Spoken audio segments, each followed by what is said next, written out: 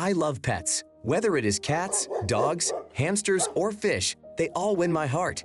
As a child, I did not have the opportunity to have a pet.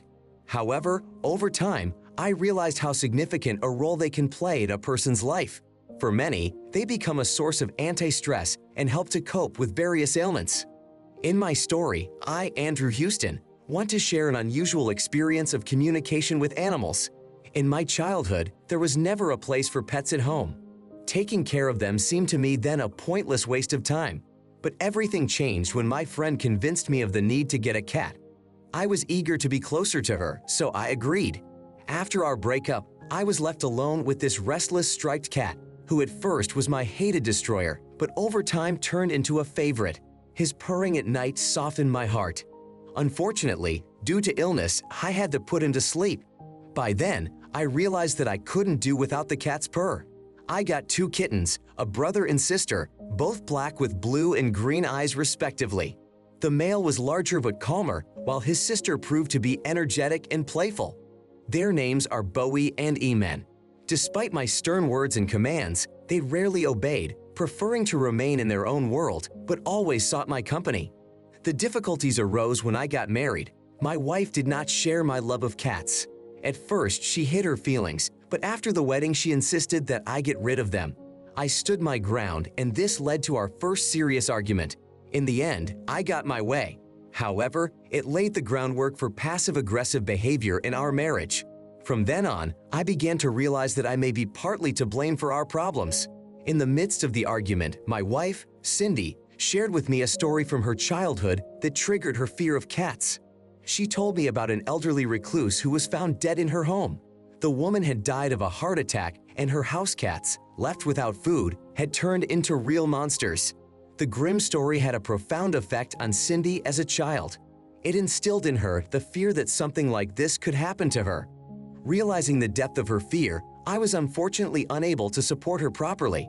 My laughter and comments about the ridiculousness of her fear only increased her pain and did not help her overcome her fear. I realized later that this was not a good display of emotional support on my part. We both apologized to each other. I promised Cindy that I would take care of the cats so that she wouldn't have to worry, and she expressed the hope that she would eventually come to terms with their presence. Weeks and months passed, and I still thought her concerns were unfounded. As time went on, however, it became clear that Cindy was indeed very afraid of our cats. She would try to get rid of them by leaving the door open in hopes that one of our furry friends would run away and not return.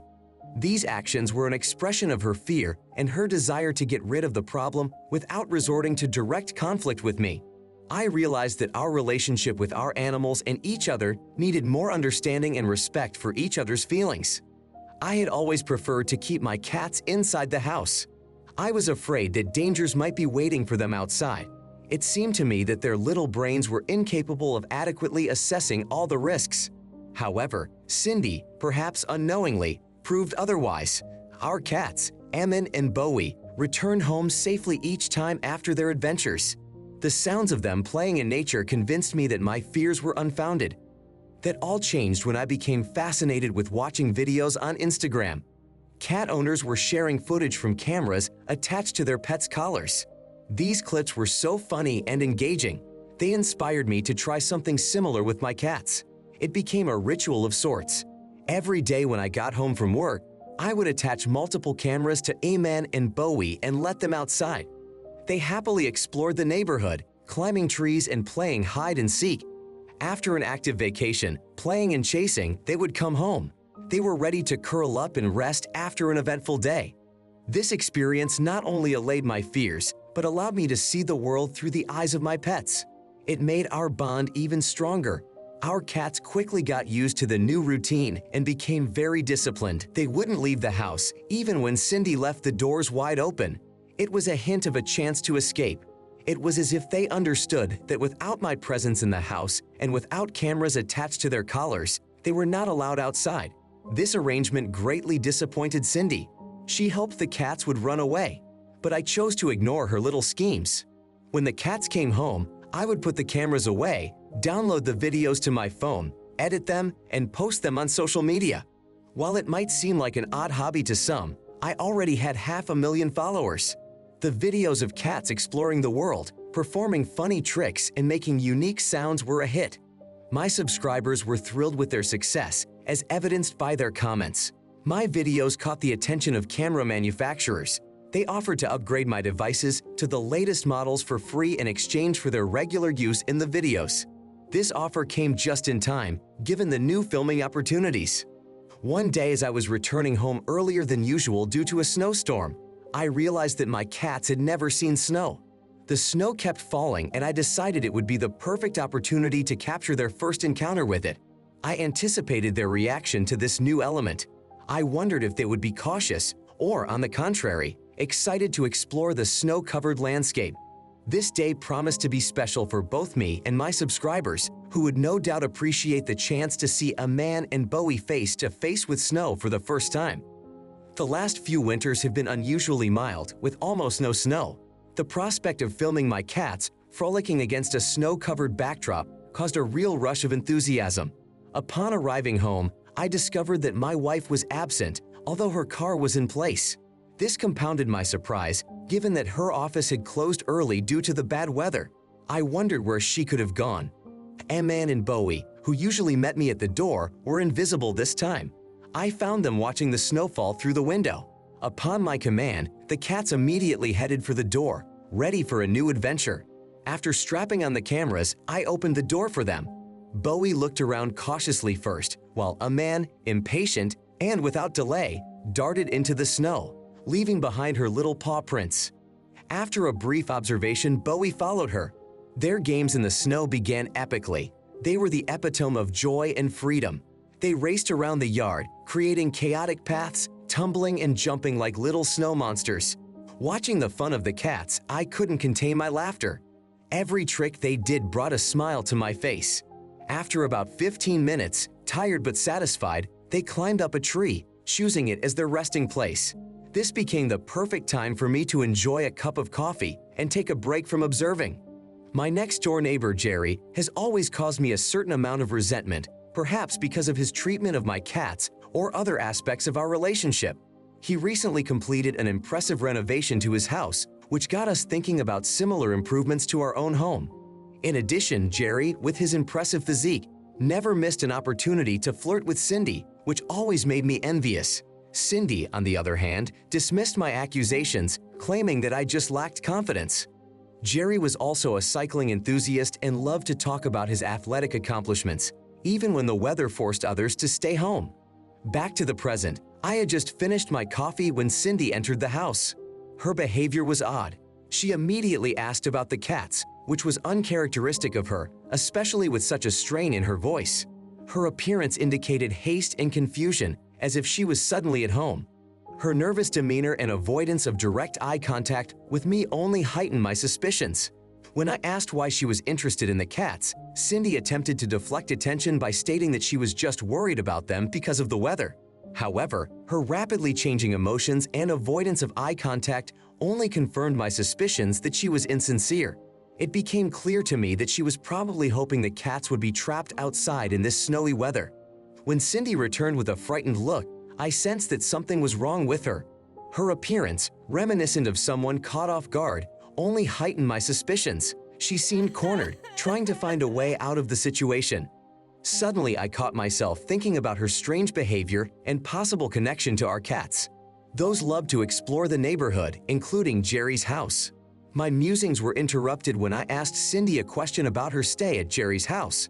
Her momentary blush and confusion only heightened my suspicions. I asked her a direct question, trying to figure out how deep the rabbit hole went. Cindy tried to deflect her confusion, but her hesitation and vague answers only fueled the fire of my curiosity. Deciding to take matters into my own hands, I suggested we bring the cats back inside, expecting that their camera footage might reveal more than their usual shenanigans in the snow. Cindy's reaction, her widened eyes, and quiet attempt to say something only confirmed my suspicions that the videos today might reveal much more than just our pets' amusing adventures. In that moment, I realized that watching videos can lead not only to funny moments, but potentially to a discovery that can change our understanding and trust in our family. Standing on the threshold of such a discovery, I felt it could shake the foundations of our family's well-being. On the porch, I deliberately left myself behind, fearing that Cindy might seize the moment and lock me out. My cry of yum, yum, yum, yum, accompanied by the rustling of the food box, instantly attracted the cats' attention. Hearing the familiar sound, they hurried home. I took their cameras away from them and rewarded them with treats. Cindy watched me, her gaze fixed steadfastly on the cat cameras in my hands. Her concerned expression and worried look when our eyes met spoke volumes.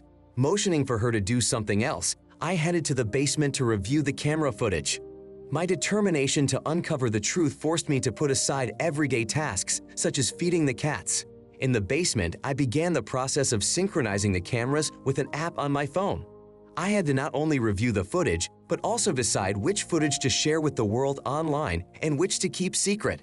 I watched 10 minutes of footage. One of the cats climbed up onto the veranda of my neighbor's house and went to the window. Through the window, I could clearly see my wife having sex with my neighbor. They were lying in bed. Suddenly, her gaze shifted to the window where she saw a cat. Apparently, she realized that her cheating was caught on camera. It was amusing to watch as she abruptly jumped out of bed and rushed to the window undressed. She then ran outside and started chasing cats, but didn't catch any as they hid from her in a tree. The last thing I saw was my wife coming home. I sat in utter shock, wondering what to do next. When I heard footsteps rushing up the stairs, I quickly ran out of the basement and upstairs with my phone and camera on. I managed to get a shot of Cindy, who was gathering her things without paying attention to me. Her face was calm and showed no visible signs of recent events. She picked up her suitcase, threw on her coat, and threw me a look of regret. Then she left the house without a word. I followed her, continuing to take notes as she drove slowly away, leaving behind her footprints on the snowy road. I thought Cindy was headed toward her mother's house. However, my assumptions about how things would unfold turned out to be wrong. A few days later, when I returned home after meeting with my attorney, I was met by the police. A sheriff's deputy handed me a restraining order prohibiting me from coming within 100 feet of my house. Cindy, supported by Jerry, stated in a deposition that she feared for her life because of my threats. I was shocked at such an accusation and false testimony that put me in a difficult situation. I had to gather my belongings, which Cindy threw out on the porch, into a black garbage bag. When I tried to retrieve my personal belongings, including my computer and cameras, Cindy claimed I had already taken them, even though that was not the case. As for the cats, Iman and Bowie, she claimed that the cats belonged to her and she was willing to fight for them in court. I was given to understand that this was now a civil matter to be resolved through the courts. I decided not to argue and only took what I could. It bothered me that the cats were staying with Cindy. I immediately called my attorney to discuss how we could dispute the charges and get the cats back. So I had to file a complaint with the court to get the restraining order lifted and my belongings returned. My attorney explained that the divorce process would be complicated and lengthy, especially given Cindy's desire to make things difficult. He also suggested trying to get the cats back through animal control, although the chances of a quick resolution were slim. I was faced with the reality that my attempts to seek justice were hampered by weather conditions and closed government offices. I didn't have access to video cameras, but I saved the footage on a flash drive. As I pondered the possibility of releasing the compromising video, I decided to heed the advice of my attorney and avoid escalating the conflict. During this period, which could only distract us from the primary goal of resolving the divorce situation, I temporarily lost hope of seeing my cats. Fearing that they might suffer without proper care, I felt concerned. However, Cindy's unexpected call to my mother shook me up. Hearing the contentment in her voice and the mailing of the cats in the background, I realized they were still alive but in danger. Cindy cheerfully informed me of her relationship with Jerry and hinted that the cats had been without food for a week. It was a shocking and painful revelation that made me realize how serious she was about her revenge. Her words about me supposedly caring more about the cats than her feelings hit me hard, but also confirmed my fears about her possible actions against them. The conversation with Cindy took an unexpected turn when she began mocking the cats. Claiming that they were desperate to make contact with her, her plans for them sounded cruel and ruthless. She even mentioned a box of rat poison, but suddenly the conversation was interrupted by a series of cat squeals and sounds of fighting, leaving me wondering what was going on. After a short silence, I heard Cindy's voice filled with pain and shock at the sudden attack by the cat she was trying to control. The situation was out of control. Panic was evident in her voice as she described how the cats, upon seeing the food, lunged at her, causing her to retreat and fall down the basement stairs. Cindy was desperate. Her words sounded helpless as she realized she couldn't move and was probably seriously injured. She begged me for help, but I was too far away to react immediately. Her condition evoked mixed feelings in me. On the one hand, she was someone I had once shared my life with, and on the other, someone who wished harm on my beloved pets. The conversation with Cindy continued to take an increasingly strange and disturbing turn. Her despair and panic only got worse by the minute, especially when she started talking about cats, claiming they could smell blood. Her words about intending to feed them poison sounded like a nightmare. But when it came to concrete action, it seemed the cats weren't going to play and the situation was out of Cindy's control. Her attempt to bully and threaten the animals had backfired on her, and now she lay in the basement, unable to move. I realized that despite our differences, leaving her in this state without help was a difficult decision. Her plea for help sounded different now, not like manipulation, but like genuine desperation. I hung up the phone, or rather, the call disconnected. I tried calling again, but my phone was out of range. Thinking that her new boyfriend would come to her rescue, I let the situation go and continued working and living at my mother's house. A week later, I received a call on my cell phone from an animal inspector. After learning that he was a fan of my cats and concerned about their welfare, I felt supported and understood by someone who genuinely cared about animal welfare. The officer planned to visit my ex-wife's house the next day, so I decided not to contact her the next morning. I was saddened to learn from animal control that Cindy had passed away. The employee suggested that I probably wouldn't want to organize an open funeral for my ex-wife, given that the cats had done their job too well. They were hungry and agitated, which made it difficult to identify the deceased, as the only remaining clues were teeth. Turns out my wife had a fight with Jerry about a week ago. Since he gave his statement and rode away on his bike, he had not come by or taken any interest in her life. After that grim incident, I realized that I would probably have to say goodbye to Ian and Bowie if they were caught first when the door was broken in. Like rockets, they leaped out of the house and hid in a tree at the neighbor's house. I pondered if I could intercept them while everyone was busy investigating around my late wife. But I wasn't sure if I wanted to continue coexisting with these black creatures. Deciding to put the matter on hold, I headed towards my former home. In an effort to go unnoticed, I left my cell phone at my mother's so it wouldn't be tracked. I planned to park farther away, in the shade of the trees at the end of the street. Then I was going to sneak into the house through the backyard, but things didn't go as planned. As I approached the place, I noticed the absence of cats. There were many emergency services gathered around my house. It seemed that this incident would become the most talked about event of the month, to be talked about for years to come. As I marveled at this story, I realized that trying to approach my house because of the crowd around it was pointless. So I gave up on the idea of catching escaped cats and headed back, choosing the path through the woods to the canal. This long path led me back to my car, which I had left in a secluded spot after the recent heavy rain. There was snow lying everywhere. Finally, I reached a spot overlooking the canal. The aqueduct, built to divert water from the river across a wide stream, has always been a risky place for bicyclists. With the narrow path along its edge now covered in snow and possibly ice hidden underneath, the crossing became even more dangerous. As I stepped out from behind the trees to see the canal, my cats suddenly came into view. They were sitting on the edge of the aqueduct, looking down at the slowly flowing water.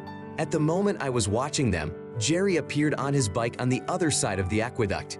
He seemed oblivious to the danger and rode joyfully down the snow-covered path. His path barely intersected with my cats, visible behind the railing and the fading light of the setting sun. At the last moment, the cats and Jerry spotted each other. The reaction was instantaneous. The cats darted into the path in front of the bike, causing Jerry to reflexively turn around, twist the handlebars, and lose control. He raced across the ice, smashed into the railing, and plummeted into the water, jumping over it. His bike followed, hitting him in the head as he fell. As I ran toward the aqueduct, I saw Jerry struggling to get out of the cold stream. The sun was almost hidden behind the horizon, and it was getting very dark.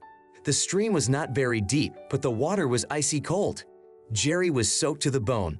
He looked hurt, his leg was badly injured, and he could not lean on it. The steep, icy banks of the creek made his situation even more desperate, especially considering his injury. When he saw me, he started calling for help. I couldn't make out his words because of the muffling snow, so I jokingly shouted back for him to try to call Cindy for help. As soon as he recognized me, he tried to cross to the creek bank, but slipped back into the water.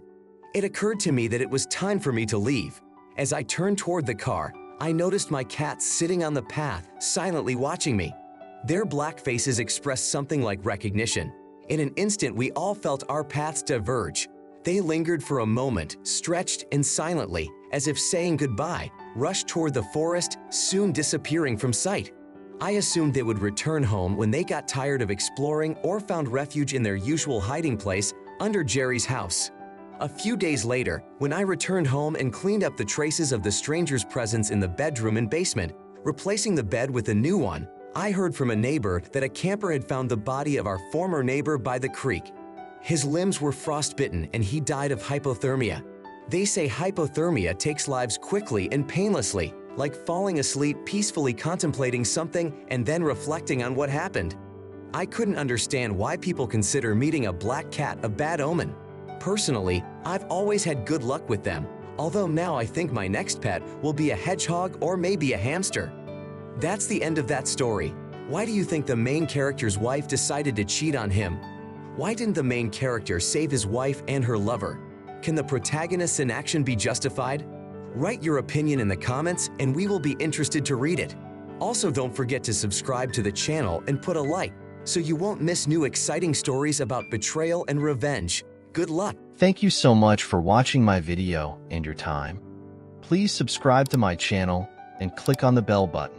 Also, I am very interested to know your personal opinion about this story. You can write it in the comments. I will definitely read it and reply to you personally.